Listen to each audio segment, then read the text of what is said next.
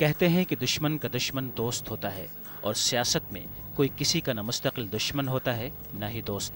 कुछ ऐसा ही नज़ारा पेश कर रहा है मुल्क के मौजूदा सियासी माहौल में ये इत्तेहाद।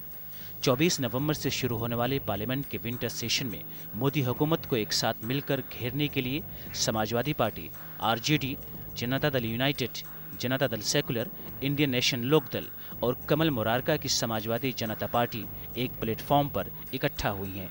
कि कुल खानदान के लोग यहाँ बैठे थे उनके, तो हम इस पर लड़ाई लड़ेंगे।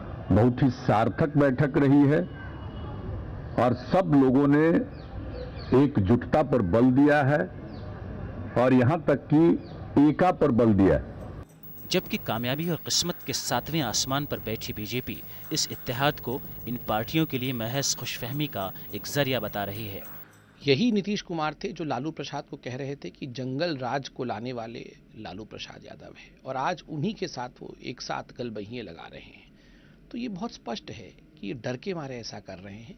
भाजपा को डरने की आवश्यकता नहीं है, भाजपा को काम करने की आवश्यकता है, वो हम लगातार कर रहे हैं। 24 नवंबर से पार्लियामेंट के विंटर सेशन की शुरुआत हो रही है, जिसमें insurance bill, land acquisition bill समेत कई अहम बिल पास होने हैं। लोकसभा में बिना अपोजिशन के मोदी हुकूमत के लिए बिल पास कराना महज एक रस्म माना जा रहा है।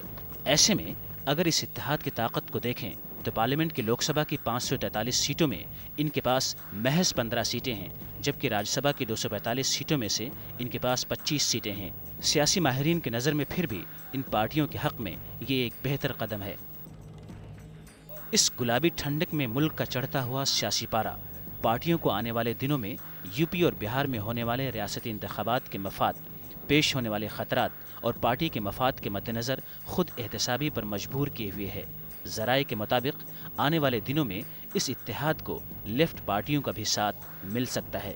बिखरे वजूद को समेटने की इस लड़ाई का असल इम्तिहान बिहार असेंबली इलेक्शन होगा, जिसके बाद इस इत्तेहाद की सियासत की अगली लाइन तय हो पाएगी। दिल्ली से कैमरा पर्सन अखिलेश, शकील अहमद और अफीफ़ा के साथ जब्बार खान, आलमी समय।